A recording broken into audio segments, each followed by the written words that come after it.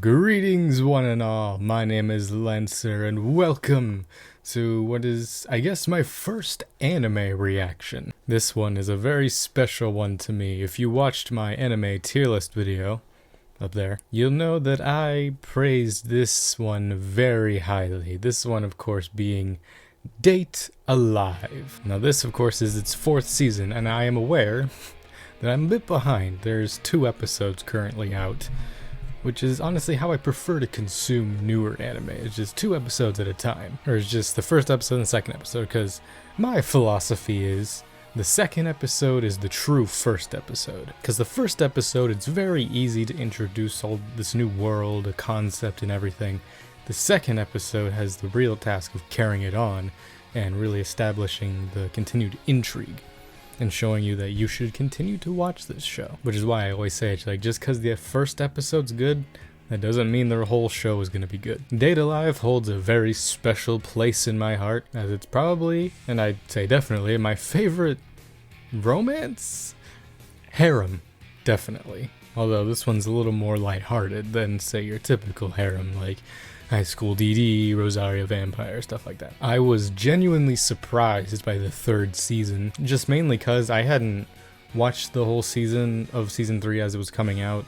I had some gaps in between that, so once the season was done, then I binged it all, and I was genuinely surprised of how good the story actually was. Date Alive has always been one of those shows where it's like the action, it's there, but it's not necessarily the best animation or anything like that. But that's mainly just because the characters, the story, I think, takes much more precedent. Definitely though early on, like season 1 stuff, and like had some pretty decent action. In terms of animation, last season definitely took a backseat. The things I'm most excited for is seeing the new OP for this season. Date Alive has had some very banger OPs. Season 1 still being my favorite, but Season 2 and 3 still have amazing OPs as well, and endings. But where we last left off in Season 3 of Date Alive, from what I'm trying to remember, because it has been a while since I watched it. Well, from what I remember, the last episode wasn't necessarily too much of a cliffhanger. It kind of was just like, hey, this is the end kind of thing. But in terms of the story, we dealt with all the origami stuff, which was easily one of my favorite story arcs overall, just because of how just amazing it was written. I love when Kurumi actually plays like an integral role. One of my favorite scenes from last season is when she confronted her past self. But one of the big things about this season, I know, is that it has a whole new animation and art style. Well, not necessarily new, because the OVA series Date a Bullet, which dealt more with Kurumi. It was like a 2-episode OVA thing. I know it's that animation. It's Cloverworks. I'm pretty sure. I think it's Cloverworks. Correct me if I'm wrong. Either way, I'd say this is enough talking, enough wrap up, enough setup, everything. Let's jump right into this first episode. I unfortunately have to take off the culture hat because my headphones won't wrap around it. Cultured nonetheless. Of course, you could say these are my cultured headphones. What kind of spirit are we going to be dealing with this time? Kurumi's already here. Sister, huh? Sister. Alright, OP, come on. Better be a banger. Okay. Come on, hit me with those vocals. Ooh, Dark Toka. Toka's my bae. I forget how big the cast is now. So many spirits, sorry. I was about to say servants, but beat drop. I feel like the animation's gonna be really surprising this season. Ooh, is that, shit. What's, the girl from the movie? Mayuri. That's right, is she finally gonna be part of this again? Hope so. Okay, so we're picking up right where last season left off. Gotta love good old amnesia. Queen. Hi. I will say this, I'm used to watching Date Alive dubbed, just because I actually really like it, and I'll be quiet. Gotta love when you incorporate some incest. Wincest. So many women. So many seasons. I don't think this is the last season. I don't feel like it. I mean, with the whole new art style, I feel like it'd be a waste if it's only 1 season.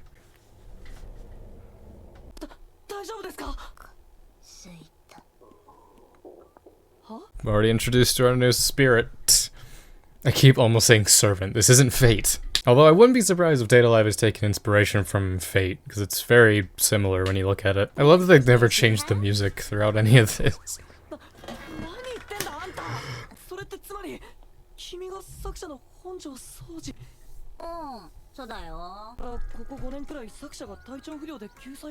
Hunter, Hunter.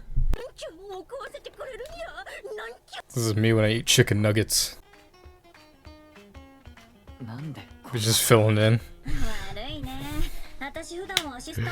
Creative stimulant. If there's anything like how Natsumi went last season, when's this gonna go wrong? Let me guess, no friends. Getting right into the meat. That was a beautiful looking transformation. She's well informed. I mean, it's not exactly something new.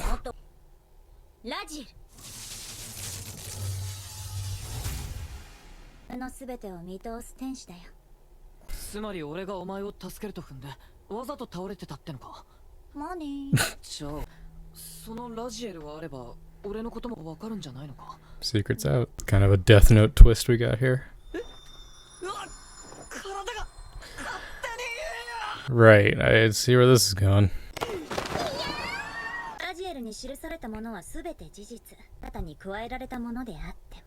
That's kind of busted. It pretty much is like Death Note, just without the death. So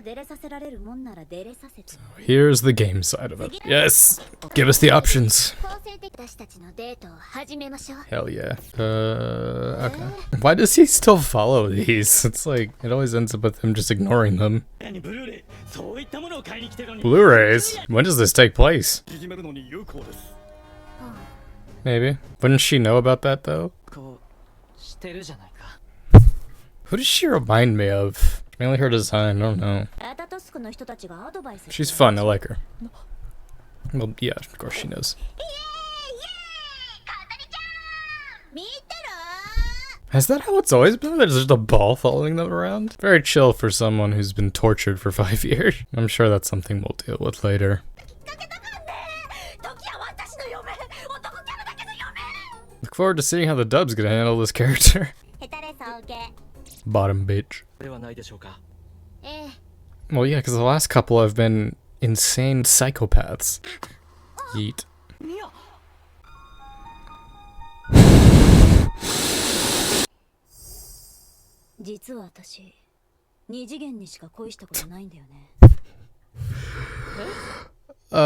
That's where it ends.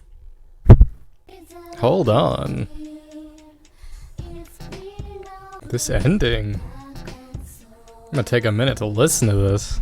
No next episode previews, piss off.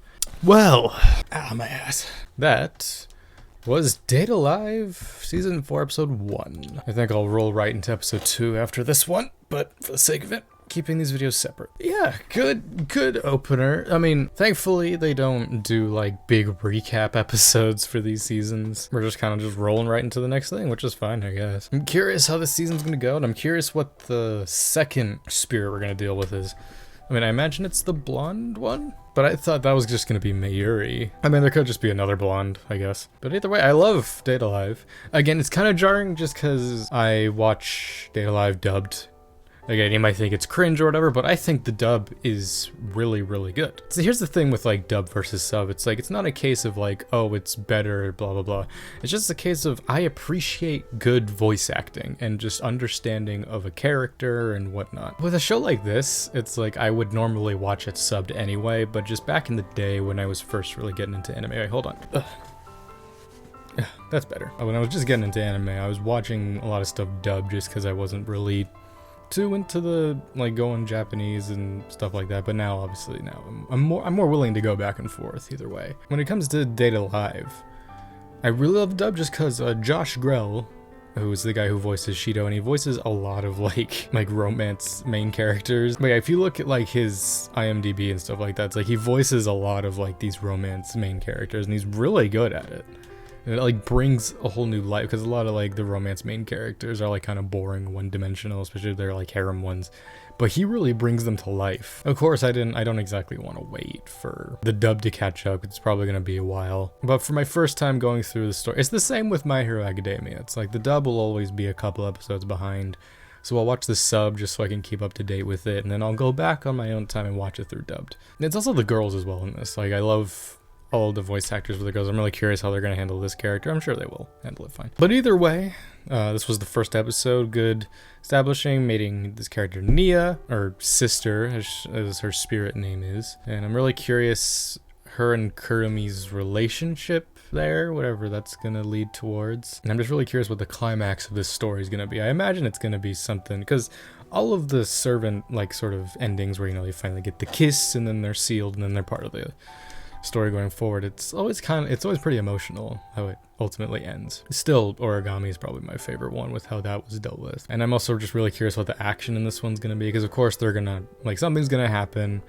I imagine it'll start in the next episode where they'll eventually have to fight Nia. But at this point, it's like, is there a point in fighting the other spirit? At this point, it's like a 1v9. Just because there's like, how many? Because there's Toka, Yoshino, Kaguya, Yuzuru, Natsumi, Miku, Origami, Kotori. Well, there's also Kurumi. You have all of these, like, spirits. Anyone else would just get wrecked at this point. Well, to be fair, this is someone who can read the future pretty much, or kind of write it into being.